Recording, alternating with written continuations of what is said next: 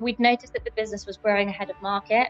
We, at both kind of the revenue level and the way that the business was managed, but also it had looked at acquisitions, the team itself had looked at expanding capabilities, so they'd really started to drive growth themselves. If you have a team that's already doing that before you come into investment, that's an amazing starting point at which you can then look to help accelerate that growth even further. And Dains itself had a really talented and ambitious team as well. So the business had a long established history, very entrenched in the local community. Probably 2 years before we joined forces with Horizon, we agreed a strategy as a group to scale the business. Felt it was an opportunity to really lead the accounting advisory market in the SME space. We felt in our local market we were already becoming that provider of choice. We then did, much like Horizon, a reasonable amount of market mapping. We looked at the regional operators who potentially could partner us in the future.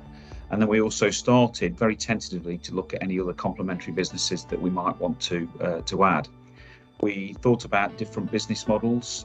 We also thought about different options for funding. We knew we were going to get with Horizon, and it has proven to be the case, was people who could help us on the journey. The decision to go with Horizon was more about their expertise, their approach, the cultural fit that we felt from day one, the knowledge that actually they would help us to accelerate very quickly once we'd chosen to take investment. We always felt that we were quite fast-paced, but with private equity, you go through the gears much quicker. That it's probably the most energising and invigorating thing that I've ever done.